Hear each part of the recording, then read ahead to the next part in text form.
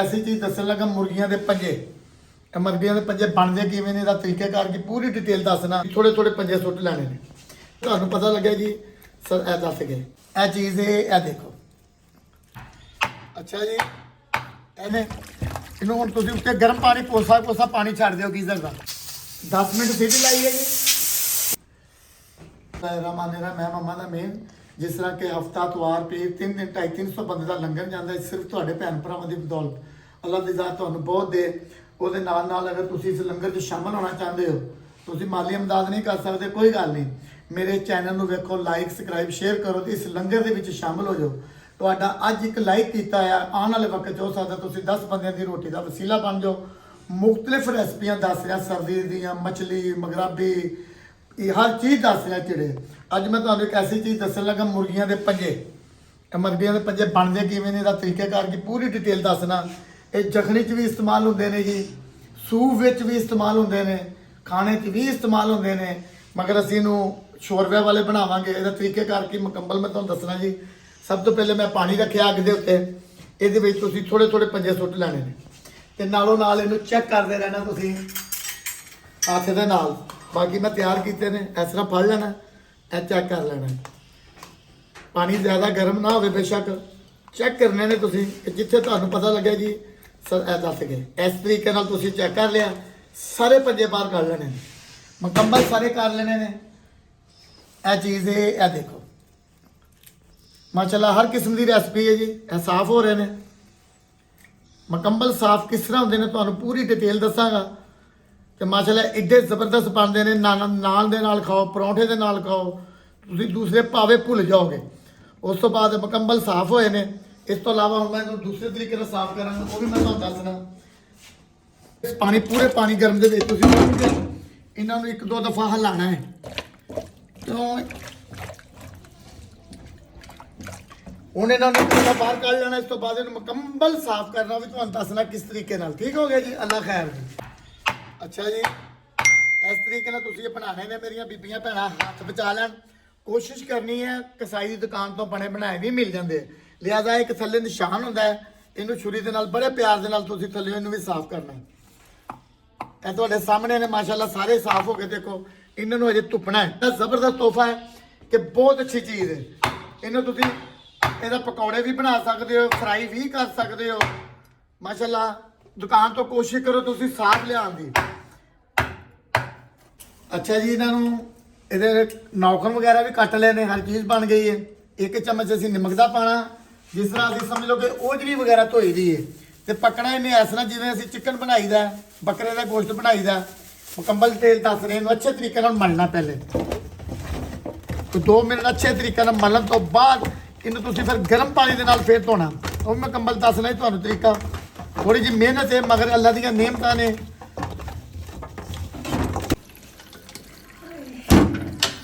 ਅੱਛਾ ਜੀ, ਆ ਅਸੀਂ ਵੇਖੋ ਅੱਛੇ ਤਰੀਕੇ ਨਾਲ ਧੋਣੇ ਨੇ। ਇਹਨੂੰ ਹੁਣ ਤੁਸੀਂ ਉੱਤੇ ਗਰਮ ਪਾਣੀ ਕੋਸਾ ਪਾਣੀ ਛੱਡ ਦਿਓ ਗੀਜ਼ਰ ਦਾ। ਜਿੰਨੇ ਅੱਛੇ ਤਰੀਕੇ ਨਾਲ ਧੁੱਪਣਗੇ ਸਫਾਈ ਹੋ ਜਾਏਗੀ, ਖੂਬਸੂਰਤੀ ਆ ਜਾਏਗੀ, ਜ਼ਾਇਕਾ ਆ ਜਾਏਗਾ। ਮੁਕੰਮਲ ਧੋਣ ਤੋਂ ਬਾਅਦ ਤੁਹਾਨੂੰ ਦੱਸਣਾ ਜੀ ਹੁਣ ਮੈਂ।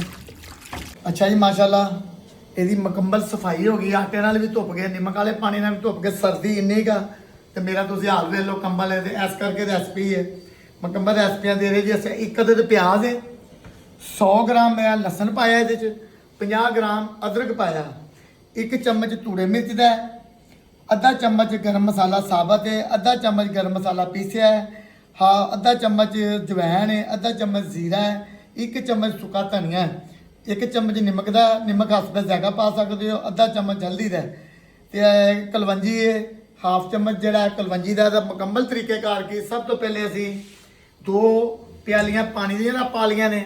ਇਹਦੇ 'ਚ ਜੀ ਅਸੀਂ ਅਦਰਕ ਲਸਣ ਮੁਕੰਮਲ ਪਾਵਾਂਗੇ ਸਮਾਨ।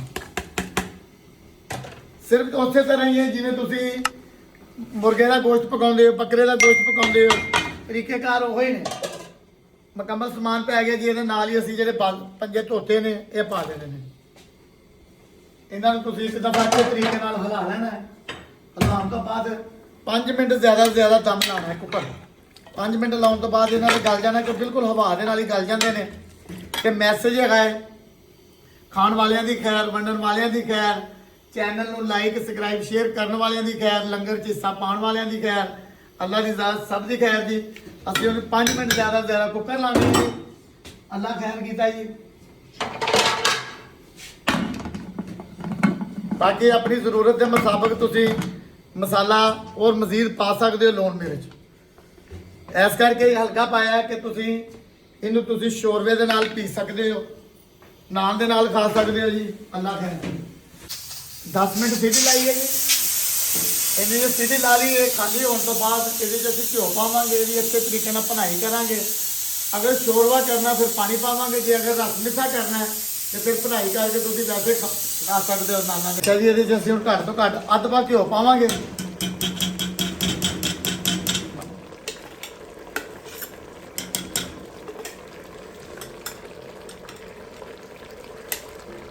ਘਿਓ ਪਾਉਣ ਤੋਂ ਬਾਅਦ ਇਹਦੀ ਅੱਛੇ ਤਰੀਕੇ ਨਾਲ ਭੁਨਾਈ ਕਰਾਂਗੇ।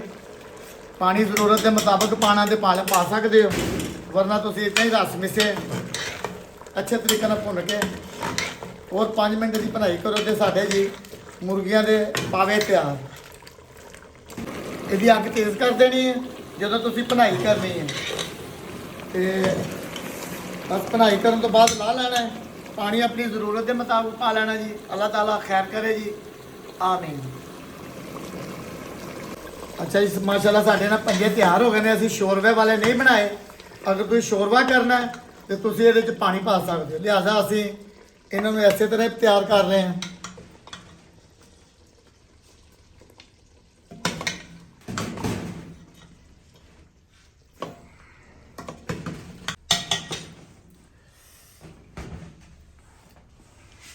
माशाल्लाह ही। अल्लाह ताला सब की खैर करे। आमीन।